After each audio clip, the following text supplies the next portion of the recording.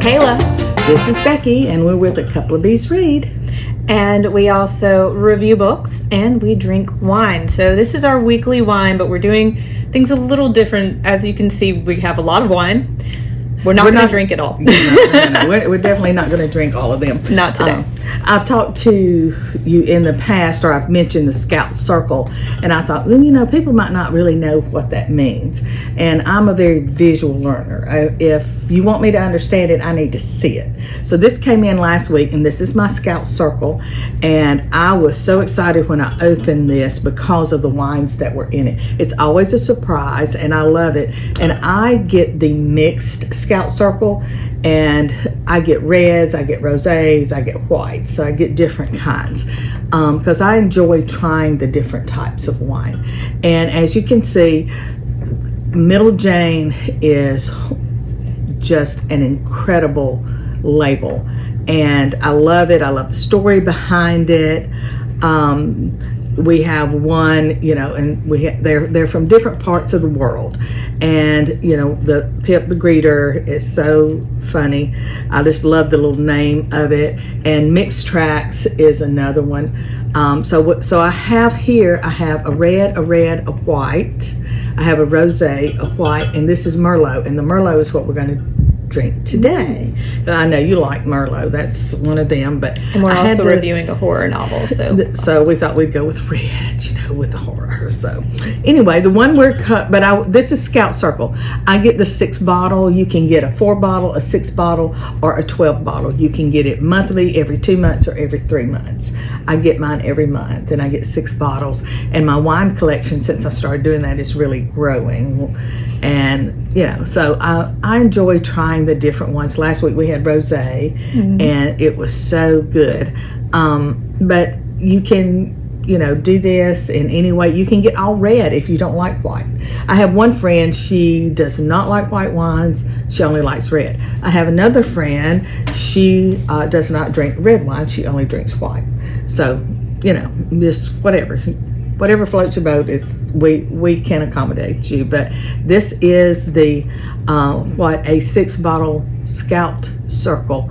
And I do want to point out, if you go online to get this bottle, it shows it's a Comte de la Terre Merlot. It's from Washington State, and they sell it to individuals a half bottle. Okay. But I got it the full bottle, and the half bottle is $20, so naturally the full bottle is $40. But because it's one of the more expensive wines we carry, my Scout Circle did not increase in price, so you get a deal. You get a lot of deals. And this month, you may not know, but we have coffee now. It is a clean crafted coffee. And if you sign up for Scout Circle this month, you get a free bag of our coffee as well. So we're always offering little perks and incentives. So this is the Merlot, and it's from Washington State. Look at that dark color. Oh, I know. And as the name is French, even though this is an American company, and it is means tale of the land.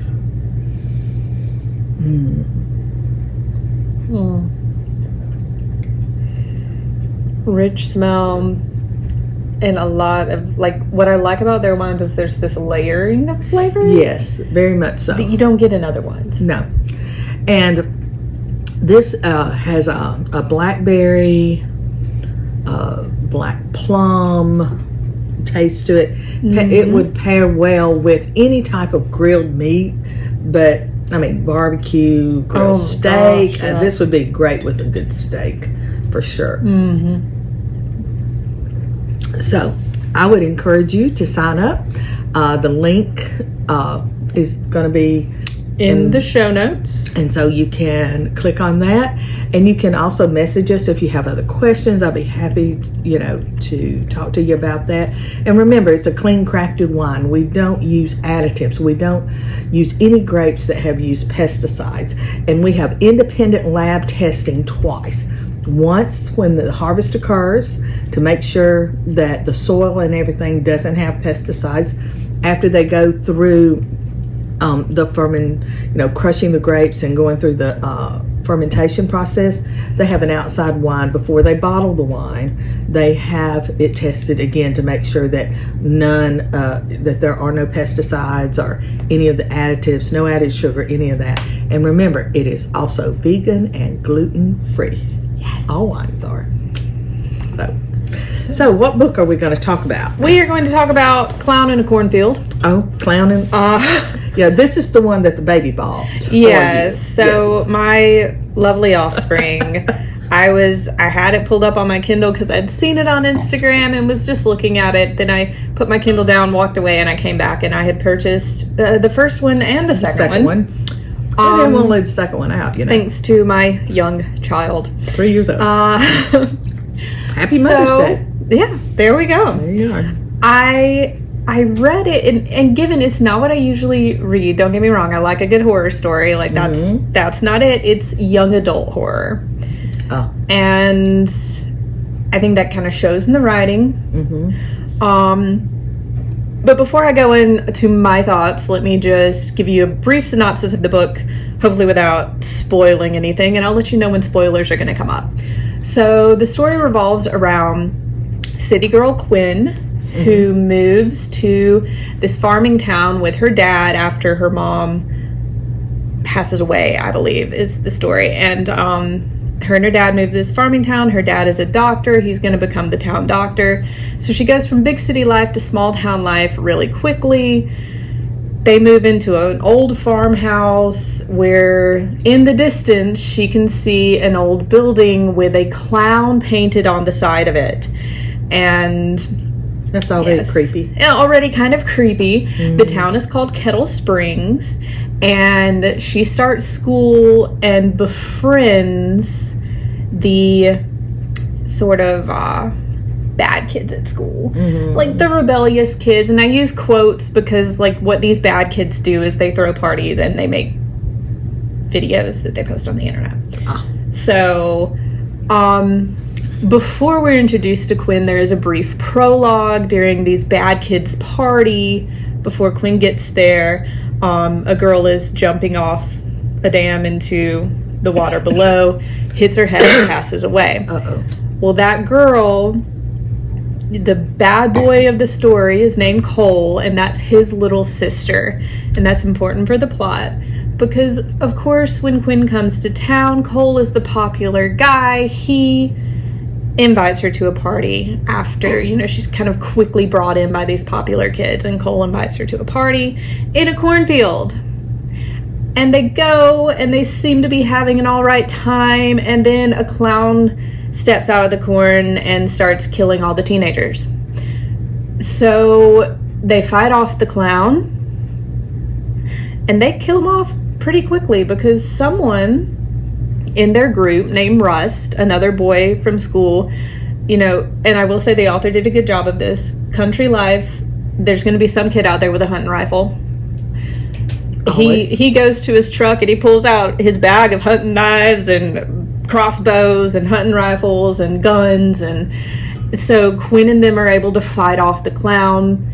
But as soon as they fight off the clown, like, more clowns start coming out of the corn. So, it's this not a clown fan, bloody, kind of messy chaos that ensues. And yeah, that's the basis of the story.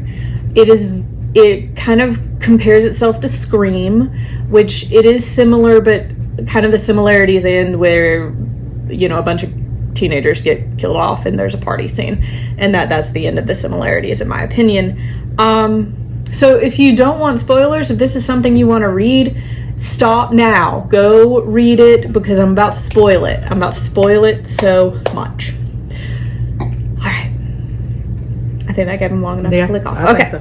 So I'm going to start kind of with the cons of the story. And in my opinion, one of the cons is, and it might be because it's a young adult book, but they really like the theme comes out of nowhere. Mm-hmm. Like in good horror, there is a theme that is a reflection of society and the problems we have in society, like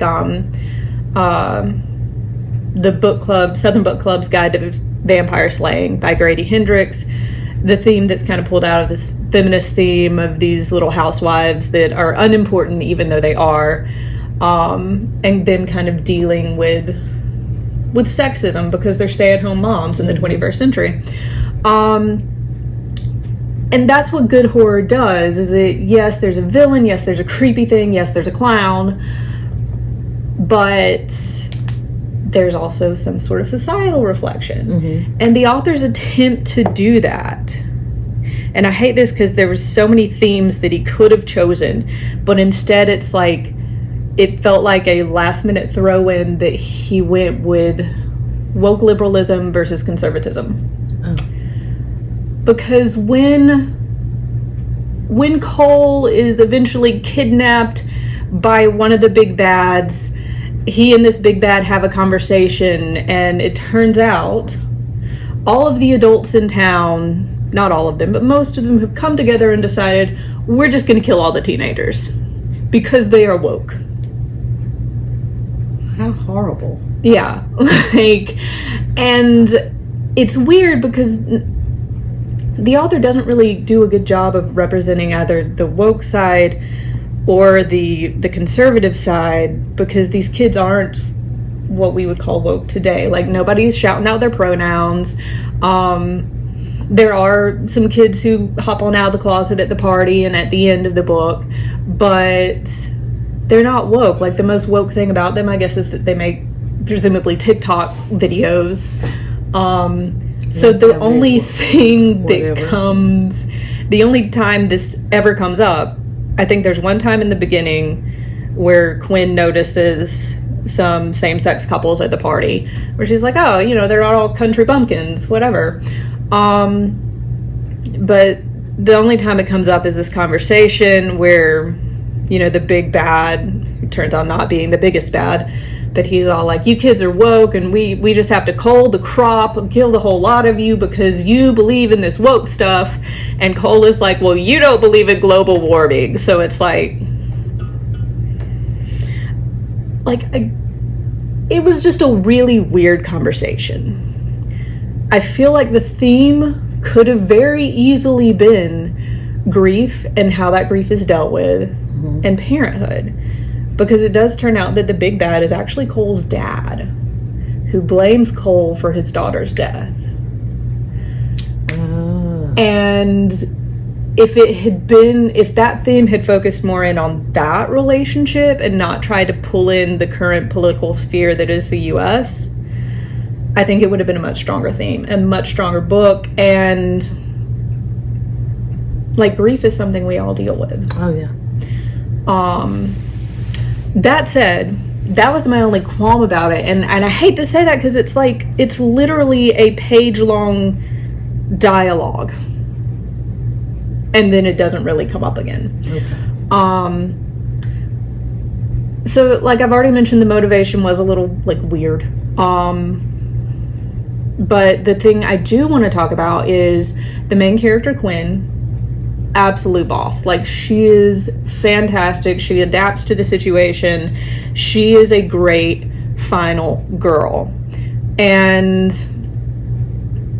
I think that's another thing. That could have been a theme, because here's this strong icon of a woman, young teenage girl, mm-hmm. who's able to bring people together to fight off the baddies, even though she's the new girl in town. And she's going through her own grief because she's lost her mother, and then she's moved to a new place that's a totally different culture than what she's coming from. Again, all these untapped themes. But the book itself, it is exactly what it says on the cover. It is it's clowns in a cornfield killing off teenagers, which, that is slasher film. That is what it claims to be.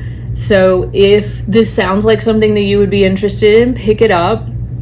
If you are turned off by kind of too much politics in a book, maybe this isn't the book for you. Or, just skip that one page. Because these kids, they do some cool stuff to fight off the bad guys, and there are some really cool twists along the way. Yeah. So I would probably give it a 4-star rating because, like I said, my only issue with it was like a page of dialogue. Yeah. That I felt could have just been left out. Yeah. But yeah, if you're into horror, if you don't have a queasy tummy, Yeah, I'm not really a horror girl myself. like, go ahead and check it out. I might read the sequel, but I'm probably going to save it for Halloween. And then we'll talk more about that. Okay. Sounds good. So right. that is our weekly wine. You guys have a great week. And since we didn't say it last week, we hope you had a happy Mother's Day. I know we did. Yes. Happy Mother's Day, guys. We watched our little girls dance all weekend. We did. And they were so cute. They were perfect. They were. Of course, they're ours. We know they're perfect. But there you go. Bye, guys.